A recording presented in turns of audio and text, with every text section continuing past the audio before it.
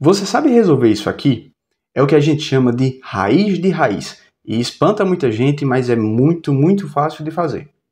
A gente vai responder esses dois exemplos e eu prometo que você vai entender. De cara, eu preciso te explicar que quando você tem uma raiz dentro de outra raiz, sem que exista uma soma, uma operação, outro número aqui no meio, você pode simplesmente multiplicar os índices das raízes. O índice é esse númerozinho que fica ao lado da raiz, o 3, o 6 ou o 2 que está aqui oculto. Afinal, raiz quadrada a gente não precisa escrever esse 2. Isso significa que eu já posso reescrever isso aqui como a raiz sexta, afinal, 2 vezes 3 dá 6, do número 2 elevado a 8. A mesma coisa eu posso fazer nesse segundo exemplo. Eu tenho a raiz sexta da raiz cúbica de 27 ao quadrado. Como é que eu resolvo isso? Eu vou escrever dentro de uma mesma raiz, 6 vezes 3 vai fornecer 18, e a parte de dentro da raiz vai continuar sendo 27 elevado ao quadrado.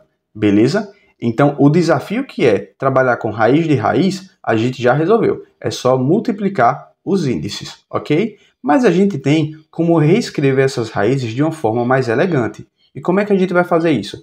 A gente vai tentar trabalhar com os expoentes e com aquela propriedade de que, na verdade, toda raiz é uma potência.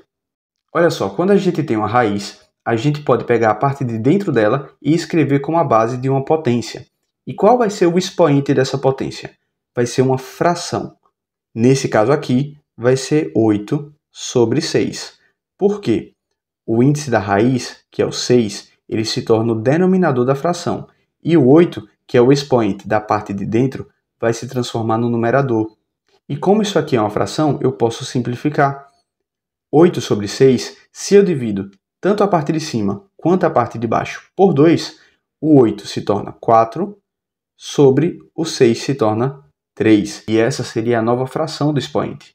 E agora a gente pode voltar essa potência para o formato de raiz. Olha só, o número 2 vai ser a parte de dentro, e aí eu lhe pergunto, o número 4 vai ser o quê? Vai ser o expoente, e o número 3 vai ser o índice, beleza?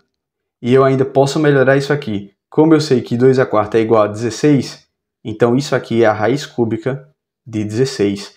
Essa seria a forma definitiva dessa nossa questão. Conseguiu visualizar? Eu transformei a raiz para uma potência, trabalhei com o expoente e retornei para a forma de raiz. A gente vai fazer a mesma coisa com esse segundo exemplo. Aqui, para começar, eu vou reescrever o 27. 27 eu posso reescrever como 3 elevado ao cubo. Afinal, 3 vezes 3 vezes 3 é igual a 27. 3 vezes 3 dá 9 e 9 vezes 3 dá 27. Só que esse 27 já estava elevado ao quadrado. E tudo isso fica dentro da raiz, cujo índice é 18. Aqui eu tenho potência de potência, então eu posso multiplicar os expoentes. Fica 3 elevado a 3 vezes 2, que dá 6. Tudo isso dentro da raiz de índice 18. E eu vou reescrever isso aqui no formato de potência, como eu fiz no primeiro exemplo. O 6 se transforma no numerador de uma fração e o 18 vai se transformar no denominador da fração. Então a nossa fração do expoente é 6 sobre 18. Como é que a gente responde isso agora? Simplificando essa potência. A gente tem na parte de cima 6 e na parte de baixo 18. Eu posso simplificar. Se eu divido a parte de cima por 6 e a parte de baixo por 6, eu fico com 1 sobre 3. Então a nossa potência se transforma em 3 elevado a 1 sobre 3. Eu posso devolver isso aqui para o formato de raiz. Como é que vai ficar? Raiz cúbica do número 3. Percebeu?